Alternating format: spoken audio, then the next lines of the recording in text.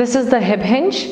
It's important for everyday movement and exercises, and it improves the forward bending and protects our lower back when done correctly. So let's do 3 variations of this. First is that we can use a chair to feel more safe if we want to. Your feet are just under a stool or also a chair.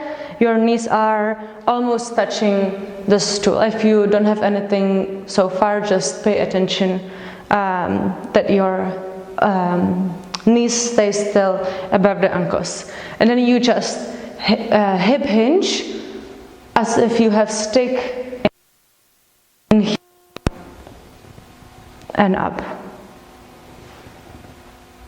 Try to still have the whole foot on the floor, even though it might be a little hard, but keep the toes on the floor as much as you can. So this is the first variation. The second variation is by the wall, but for the video purposes I will demonstrate it with the stick. Imagine this is the wall. First, go just a little bit in front of the wall and do small pelvic tucks until you touch the wall. You touch it, you go back up. Pay attention to your back. You are not moving like this. Back is still tall.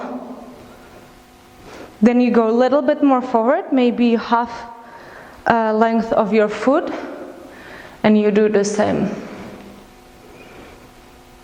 What we don't want is to hip hinge and then touch the wall by leaning back. We just want to go back and down. Okay? And the third variation is that you put stick or sweeping machine or something behind your back. It's touching your tailbone and it's touching your head. And hold it just with one hand. And then pay attention to not going away of the stick. And again, you hip hinge. So we don't want to bend in the back like this. Goes only the hip, the knees. And then you can combine probably just the first and the third variation, that you again use the stick,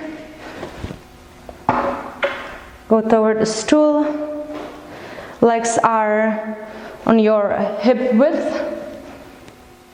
and do it again.